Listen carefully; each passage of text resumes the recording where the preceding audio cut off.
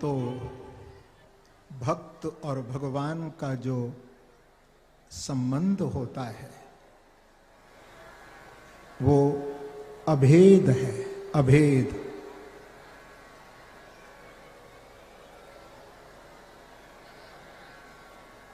ध्रुव जी महाराज को भगवान ने कहा कि बेटा तुम मेरे से वर मांग लो।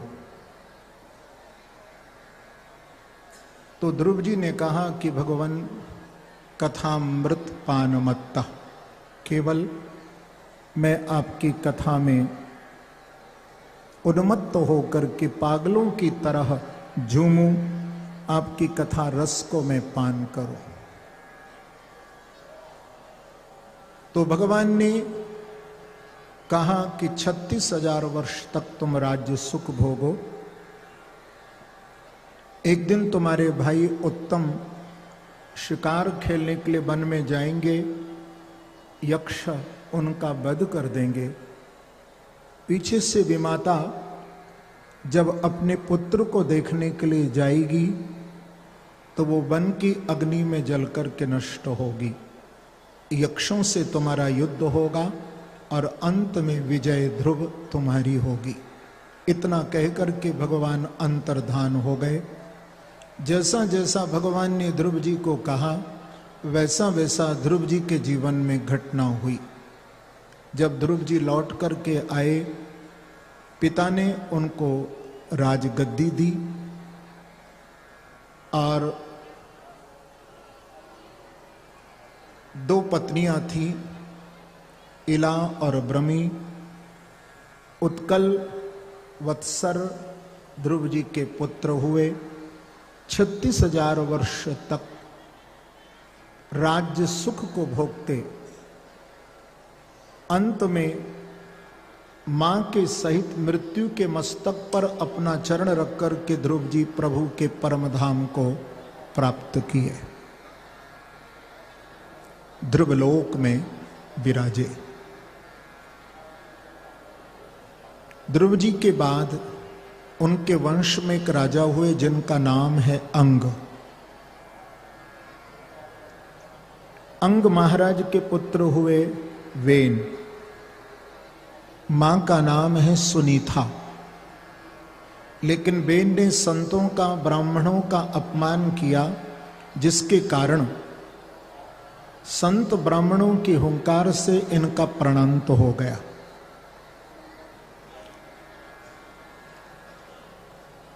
मां सुनीता ने इनके शरीर को तेल के द्रोण में रखा।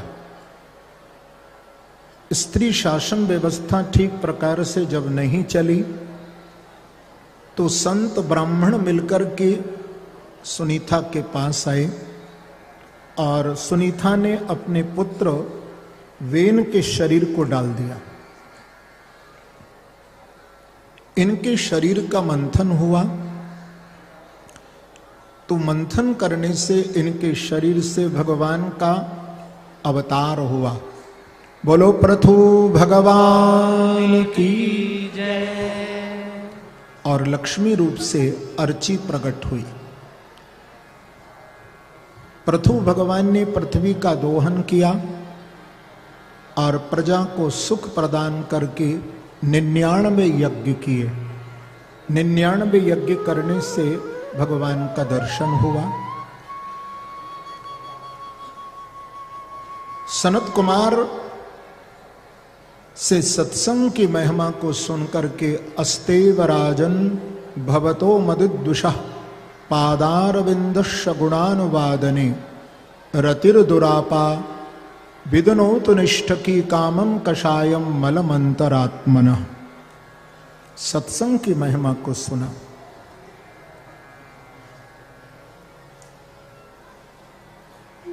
ये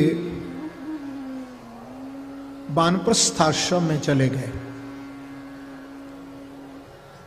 और वानप्रस्थ आश्रम को व्यतीत करते हुए अंत में भगवान के स्वरूप में विलीन हो गए। परीक्षित ने प्रश्न किया सुखदेव जी से कि केते प्रचेतशो नाम कस्यापत्यानि सुव्रता। ये प्रचेता कौन है? तो सुखदेव जी ने कहा कि ध्रुव जी के वंश में एक राजा हुए थे जिनका नाम था प्राचीन बरही, और इनके 10 बेटे हुए। इनका नाम ही प्रचेता पड़ा है। लेकिन प्राचीन वही राजा की यज्ञ में आस्था थी, पर राजा पशु बलि यज्ञ करते थे। तो श्री नारद जी इनके पास गए और जाकर के नारद जी ने इनसे पशु बलि यज्ञ बंद कराकर पुरंजन उपाख्यान सुनाया कि प्रियव्रतो भागवत आत्मा राम कथम मुने ग्रहे रमत्यन्मूल कर्म बंधु पराभव। मनु जी के जो प्रथम पुत्र थे, सुखदेव जी भागवत में कह रहे हैं, क्योंकि कथा क्रमबद्ध होती है, चाहे संक्षिप्त में कही जाए या विस्तार। तो प्रियव्रत महाराज के पुत्र हुए हैं अग्निद्र। अग्निद्र के पुत्र हुए नाभि। नाभि के पुत्र हुए हैं जिनका विवाह मेरु देवी के साथ हुआ, और इनके घर पर ऋषभ देव जी महाराज प्रकट हुए, जो कि जैन धर्म के प्रथम आचार्य हैं। बोला ऋषभ देव भगवान की जय। ऋषभ देव जी के शतपुत्र हुए, जिनमें से 81 नैष्टिक ब्रह्मचारी बने, नवयोगेश्वर। इनके सबसे प्रथम जो पुत्र थे, जिनका नाम है भरत। ये बात ध्यान रखें, हमारे भारतवर्ष का नाम, ये भारतवर्ष क्यों पड़ा? क्योंकि इसमें 3 भरत हुए हैं। प्रथम शकुंतला पुत्र भरत, दूसरे भगवान राम के छोटे भाई भरत, और तीसरे जिनकी कथा श्रीमद् भागवत में यहां आई है, ये है जड़ भरत।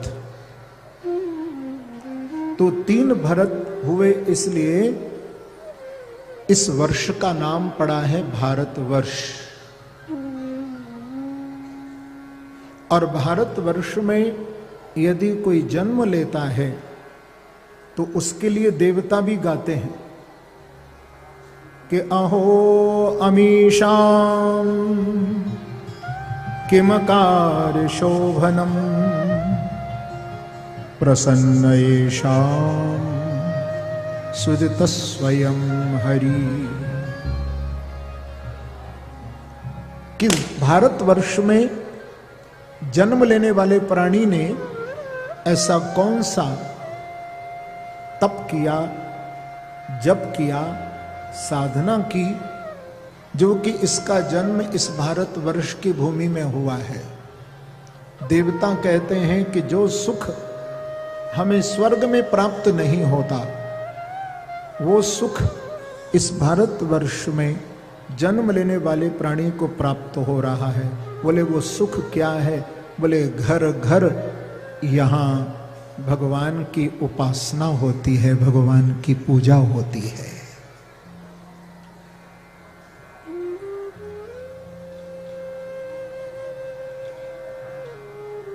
तो भरत जी महाराज के 5 पुत्र थे।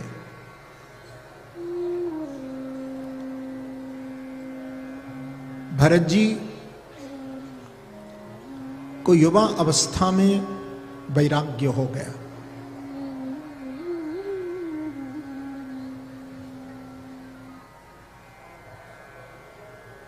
तो अपने 5 पुत्रों के ऊपर राज्य का भार सौंप करके भरत जी महाराज गंडकी नदी के तट पर पुलह और पुलस्त ऋषि के आश्रम पर सालिग्राम जी की पूजा किया करते थे। भगवान की जो पूजा है वो दो प्रकार की है। पहली वैदिकी और दूसरी है रागानुगा। वैदिकी पूजा में वेद मंत्र के द्वारा भगवान का आह्वान होता है कि ओम सहस्रशीर्षा पुरुषः सहस्राक्षः सहस्रपात सभूमिगुं सर्वतस्पृत्वा तिष्ठदशांगुलम्। वैदिक मंत्रों का पाठ करते हुए भगवान का आह्वान, भगवान को आसन, भगवान को स्नान, भगवान को भोग, भगवान की आरती, वैदिक मंत्र का उच्चारण करते करते जो पूजा की जाती है उसे वैदिकी पूजा कहते हैं। लेकिन दूसरी जो भगवान की सेवा पूजा है वो है रागानुगा। रागानुगा माने प्रेम। वैदिकी सेवा में यदि कोई गलती हो जाए तो गलती करने वाले को भगवान दंड देते हैं, परंतु रागानुगा पद्धति से यदि सेवा हो रही हो और भक्त से कोई अपराध हो जाए सेवा में, तो भगवान अपराध करने वाले भक्त को दंड नहीं देते हैं, उस कमी को स्वयं ही पूरा कर लेते हैं। ये हमारे बांके बिहारी जी की सत्य घटना है महाराज। लगभग 200-225 साल पहले की घटना है ये बांके बिहारी जी की। हमारे बांके बिहारी जी के मंदिर में रात्रि को जब बिहारी जी को शयन कराते हैं तो बिहारी जी को 4 बूंदी के लड्डू, देखो बाबा को भी प्यारे हैं और हमारे बिहारी जी को भी प्यारे हैं, बूंदी के ही लड्डू। तो रात्रि में और मध्याह्न में जब बिहारी जी महाराज शयन करते हैं तो उनके पास 4 बूंदी के लड्डू रखे जाते हैं। आज तक रात्रि में जब सोते हैं तो रात्रि में भी रखे जाते हैं। एक बार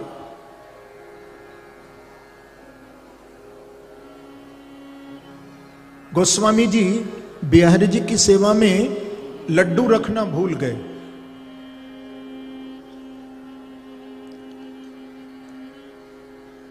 घटना थोड़ा सा करेक्ट कर दूं मैं, 250 साल पुरानी नहीं, लगभग 100 से ऊपर हो गया घटना। 105 या 10 साल हुए इस घटना को। तो जिस दुकान पर बांके बिहारी जी लड्डू खरीदने के लिए गए थे, ये सत्य घटना है।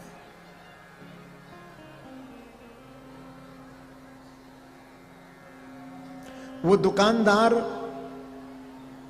रात भर दुकान खोल करके रखता था। लगभग 70 वर्ष की उनकी आयु थी जिस समय घटना हुई। तो लोग पूछा करते थे, बाबा इतना देर तक आप दुकान खोल करके क्यों रखते हैं? तो वो दुकानदार कहते कि एक दिन हरिदास का लाडला बांके बिहारी मेरे से सौदा खरीदने के लिए आए, मेरे से मिठाई खरीदने आए। तो लोग कहते ये तो पागल है, कहीं बिहारी जी भी बाजार में सौदा खरीदने आएंगे। पर भक्त के भाव को भगवान ही समझते हैं। आज ज्येष्ठ का महीना था, जेठ, जून, ये जून के महीने की घटना है।